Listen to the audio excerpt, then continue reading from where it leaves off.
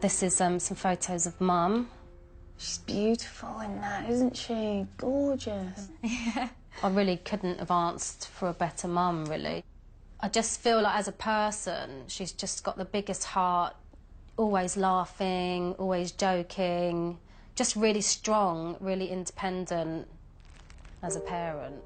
You know, I would always kind of go and... But then Jane's mother became ill and needed more and more care. Maria was diagnosed with Alzheimer's, the most common form of dementia. Eventually, she could barely communicate and needed help with almost every aspect of her life, including personal care. Hello! I kept her at home, living independently for as long as I could. She started falling over a lot, and then one day just came round in the morning to find that she hadn't moved at all from her bed, and she couldn't move.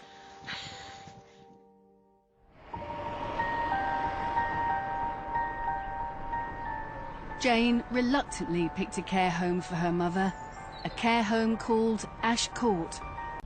Even though the CQC said Ash Court was excellent, Jane began to worry about her mother. 6 weeks in after her arriving at Ash Court, I noticed that she had bruising on her arms, bruising on her hands. It was like fingerprint bruising, really, now. When I look back, it's like small fingerprint bruising. Jane was told Maria was bruising easily because she was taking aspirin. Months later, Jane was still worried. She decided she had to do something. And she just seemed so upset and down, and I just felt like the only way I'm going to know is if I record it. I wasn't even thinking anything at the time. I just thought I just wanted to see what my mum's life was like. So we just decided to buy this small digital camera. Just looks like a digital clock. Jane's first attempts to film in her mother's bedroom failed. The camera was either positioned so that it only saw the bottom of the bed, or its memory ran out. Then, on June the 17th, the camera worked. Everyone who entered Maria's bedroom for more than a few seconds was recorded. This is 2 nights in Maria Worrell's life at Ash Court. This is them putting my mum to bed. Yeah.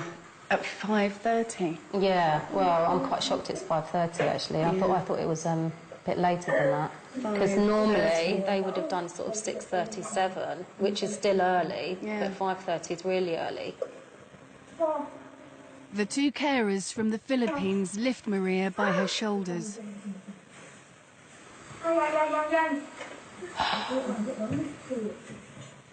Although Jane has watched the footage before, this is the first time I've seen it. So I've just dumped her on the bed. Dumped her. And she doesn't know what's happening. And she's got arthritis. So now they've just chucked her legs on the bed as well. And then walked off.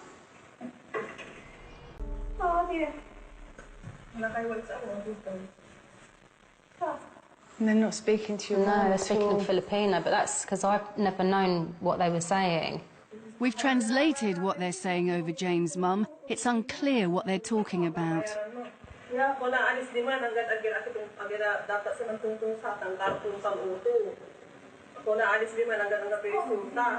But very little is about Maria or her care.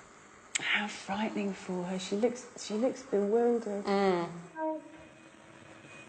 Oh, I can see they've hurt her now. Absolutely. And throw a bag on her head, lovely. And that pulling like this. Oh my goodness. Her wrists are really sore. Like, all her joints are really sore. So all of that yanking and chucking. It's as though she's cattle or something. Yeah, it's just like you see farmers doing that when it's... Oh, gosh. They should be putting a sheet under Maria to move her, not yanking her. Specially designed slip sheets were in Maria's bedroom. And you see all these things, like where I saw the bruises, now make sense because it was all fingerprint marks and on the hand. So the bruises, now that's them gripping her by the arm. That's supposed to be her and that's their going job. to bed. You know, that's your evening. Later that same night, a different carer briefly visits Maria.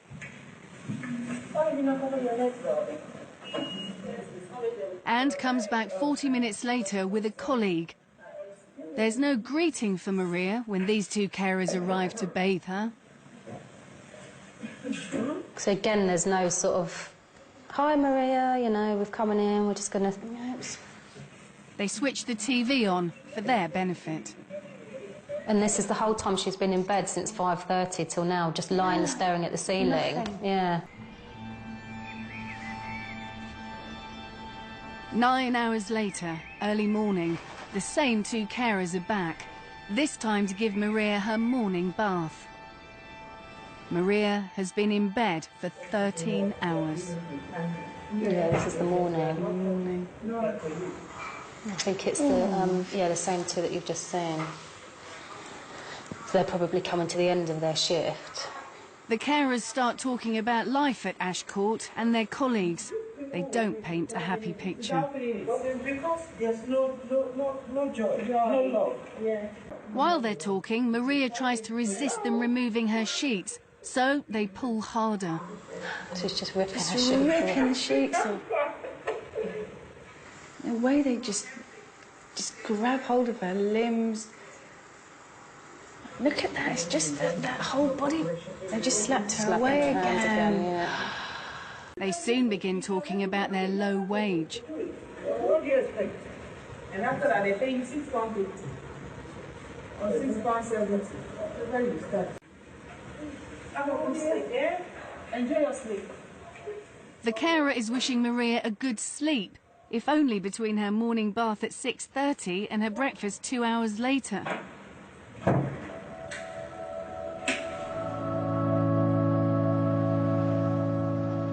We don't know if Maria slept or just stared at the ceiling until one of the two carers who the night before put her to bed roughly walks in. She's here to feed Maria. Later, after breakfast, staff did take Maria out of her room as usual, but by then Jane's camera had stopped working. Its last recording is at 9 a.m. Well, No word of a greeting, no good morning, just walk into the room. And that TV's been off the whole time. Yeah. And I specifically told them, look, don't just leave her lying there, let her have a TV or a magazine or something. It's porridge. And she's also got a cooked breakfast there as well. Just nothing. The carer starts giving Maria breakfast, then breaks off to switch on the TV so she can watch it while feeding her. So she's finally put the telly on. Oh, because she's looking at it, Yeah. that's why. There's no speech at all. And there's this switching from spoonfuls of porridge to back to scrambled egg and whatever else it is that... You know what I mean? Maria is being fed too quickly. The carer gives a spoonful roughly every 13 seconds. Even when a carer that Jane believes is a nurse passes through to help give medication. She's choking because it's all getting shoveled in. It's not the only time Maria's feeders are impatient. On the second night, Jane's secret camera was filming when Maria was given this drink. Open your mouth. And that's her drink for the evening. What can she do? She can't write down help, she can't say help, she can't get up and run away. She's just got to endure it, and that's what's horrible. Maria's first day being secretly filmed at Ash Court is over. I mean, to me, it's the whole sequence. It's everything. It's being put to bed in that manner of, like, you know, it's painful. You're thrown into bed. Nothing's told what's happening. It's a new day. It should be a new beginning. There's no communication. It's shoveled in. There's no joy. There's no tenderness. There's no empathy. There's just nothing. I was horrified to see that was a day in the life of my mother. Jane took the secret. 3 days later, Jane put the camera back in her mother's room for a second night. It's just after 7 p.m. and against her daughter's requests and the home's policies, a male carer is alone with Maria. He's giving her night bath. Well, he just shouldn't even be in there. No, he shouldn't. She's frightened already. Yeah. Oh, gosh, you're just pushing her over. So I don't know how he's actually got her into the bed. No.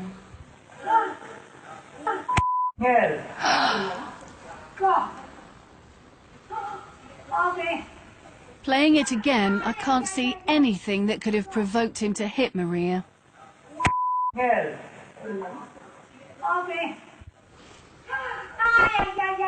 He mocks her. He's twisting her arm. Gosh, sorry, that's really inhumane. Yeah.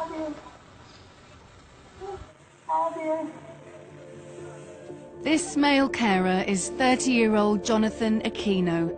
Ash Court hired him in the Philippines, where he was a qualified nurse, and arranged his work permit to come to the UK in 2008. It's 7:15. After hitting her, Jonathan continues giving Maria her nightly bath. Oh, dear.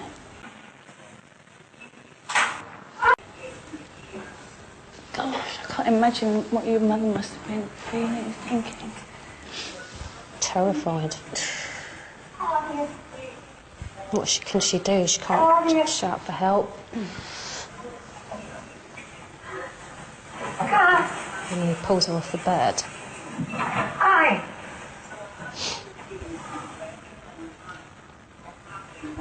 Remember, Jonathan shouldn't even be in Maria's room, and Maria should be moved by 2 carers using slip sheets. Good grief. That's her head. Oh, gosh. Oh, dear. In all, Jonathan slaps Maria 6 times.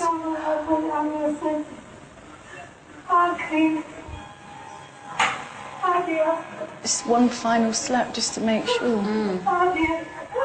During the 7 minutes Jonathan is filmed in Maria's room, he never speaks except to swear or to mock by imitating her. That's hell. It is hell. Absolute hell.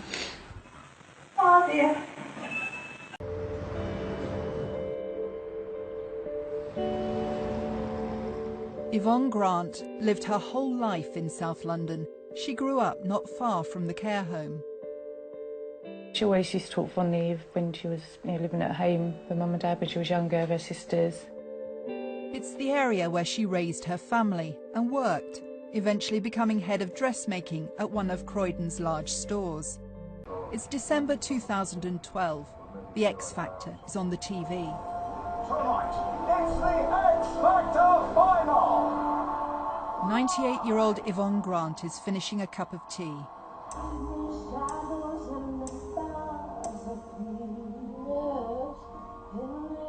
Just before 9:30, Yvonne needs the toilet.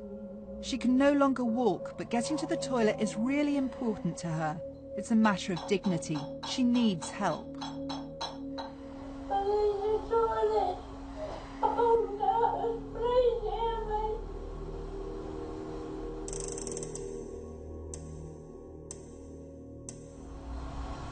God help us. Oh, please, nurse, come. I need your toilet, please. Yvonne started calling almost half an hour ago. She doesn't know her family has left a secret camera in her room to check on her care. She is now desperate.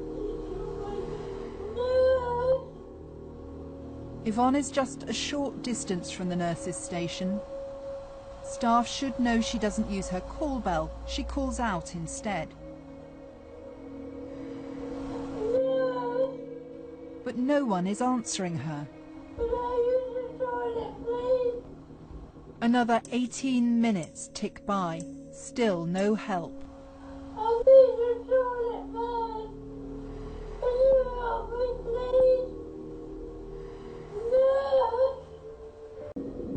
In Yvonne's room, the unattended camera counts the minutes as she waits.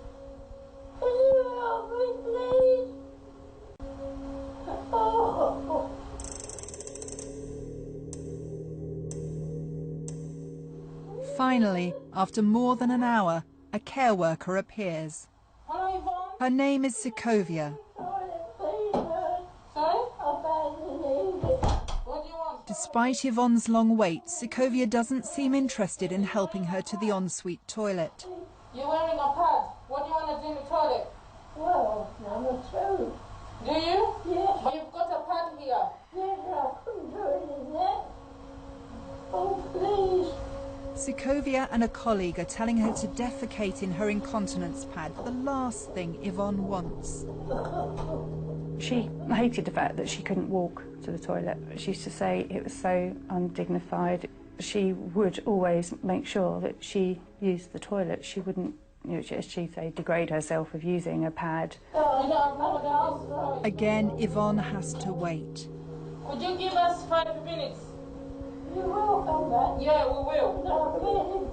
What the toilet? 5 minutes. With that promise, Sikovia leaves. 15 minutes later, there's no help, and now the light's switched off. Oh, this is wicked, this is.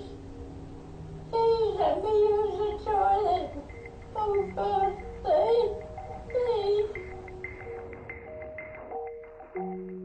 Consultant nurse Lynn Fair is an expert on elderly care. She's advised the government on protecting vulnerable older people. This lady, she probably, like most of us, haven't had an accident since we were 2 or 3 years old. So you've got the dehumanisation, the emotional trauma, the physical pain. This is a type of assault, but not the type of assault people understand.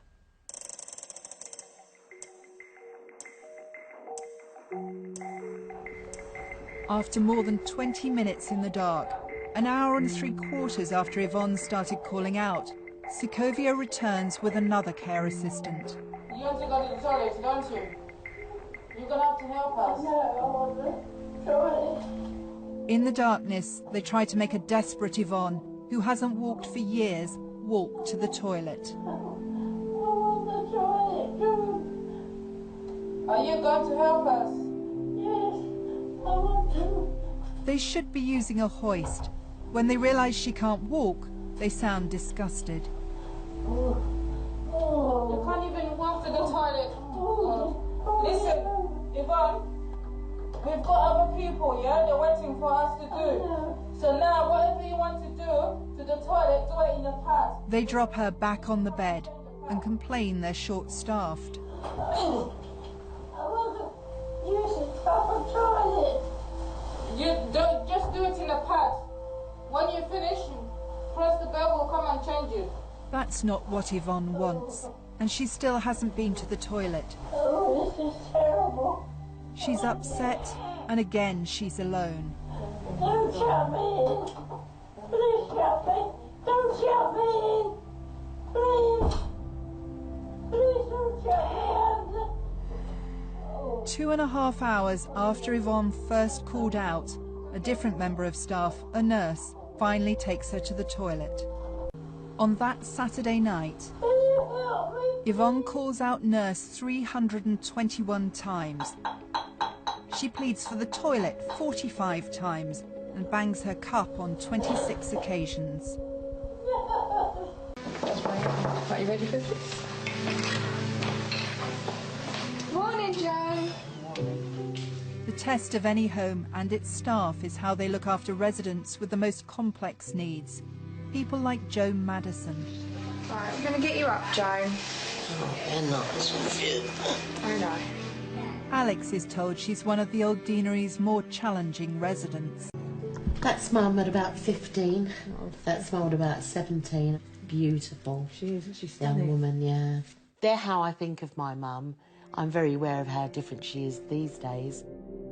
She also looked after others as a social worker, but now she has early-stage dementia and is paralysed down her right side from a stroke in her 50s. She's got this fierce independence. She thinks she still gets herself up and gets herself washed and gets herself dressed. She cannot do any of those things, though in her mind she thinks she still can. In the behaviour notes written by staff, Joan is often described as aggressive. She can lash out if frustrated, and Jill has been increasingly worried. Yeah, no, that's fine. But there are definitely ways of dealing with her where she's a pussycat. Yeah. Ways of doing it wrong, and all hell breaks loose. I've had the home ring me to say they've been experiencing problems with Mum, being very difficult, quite obstructive with her care, and kicking out and hurting staff. And I said, well, that's very unlike my mum. She can kick off, but it's usually when she's been hurt. And I'm saying you need to look at the reasons why. It was Lorna who first took Alex in to help with Joan's morning care. It's aggressive. It's behavior, other behavior record. Oh, okay. Yeah, so she's going to hurt you. Hello, Joan. Good morning, my love. Joan needs to be washed and dressed. Just hold her, otherwise she's going to hurt you. Lorna is physically restraining Joan and asks Alex to help. Hold her. Hold her. I don't want that flat stick on me. I'm going to dry you. Well, I'm going to dry it. Thank you. I'm going to dry it. Help! Lorna should be diffusing the situation. Instead, she's winding Joan up. Do it, shout it. How? A bit louder. Fine. Oh, you cow, that's it. You're just like a tiger. Oh, you're a bloody idiot. You, not me. Good morning, Joan. On 28 mornings, our unattended camera in Joan's room shows how care assistants start her day. Joan's paralysed right side is painful, but on too many days she's pulled roughly and she reacts. You cow! You're trying to help me. You wicked cow! This the way I comb your hair. I don't want my hair done by you. Joan's a determined woman who's overcome disability, but she's treated like a child. Treated spitefully. I'd be embarrassed if you were my mum. Her knuckles wrapped. Oh, you cow! She's told she smells. Oh, no, she stinks. You stink. I know I do, because I'm working here, it makes you stink. Joan can be difficult, but this shouldn't be happening. Why are you doing this? Why are you doing this? Get your night dress off, Joe. You're just doing her job, darling. But with Lorna and Anita, the battle with Joan is predictable. Here's your book, honey. Lorna throws the bag strap at Joan's head, Alright, have peace and quiet, alright? See you in a minute. and she's left to struggle on her own. We needed to show Jill what the secret camera had picked up. It's an insight into what can happen when she's not there. I've had inklings, gut feelings. I'm bitterly disappointed. I spent 2 years with my sister looking for somewhere for Mum to go, and I've let her go there and have that happen to her. This type of abuse is very insidious. This is hidden. This is like psychological domestic abuse. She sees the senior care worker Anita with another assistant about to get Joan up. I will call the police. Oh, Yeah? I don't. Yeah. I needed the hoist, so I went to look for it in Joan Madison's room. The hoist was in there, and Anita and another care assistant were trying to get her ready. I could tell there was a lot of aggression in the room at that stage, and I couldn't stay, so I decided to leave a secret camera in the room before I left. We shouldn't have to put up with this. This is ridiculous. At the moment, I'm dealing with an alley cat. Right, right, you need to go that way, Joan. Anita seems increasingly exasperated by Joan as they start to dress her. Joan! Good cow! Joan! Well, You are a vicious, nasty old lady. You really are. good. And Joan appears to have scratched her. Shh. You won't be saying that in a bit of security. The situation is escalating. She threatens Joan.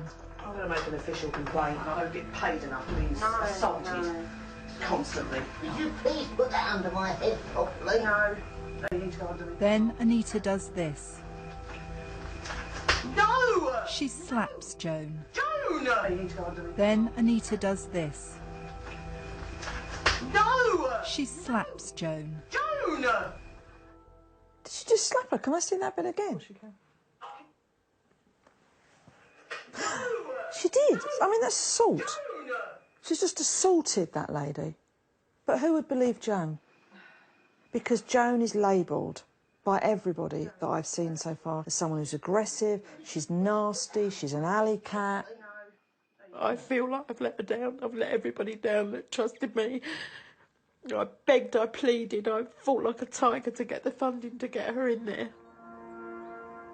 The care home says that Anita has been summarily dismissed, and other disciplinary proceedings will be completed shortly after the Panorama broadcast. The home told Panorama as soon as they were informed of our evidence, they took immediate action. They suspended 8 staff and hired an independent law firm to carry out a full investigation.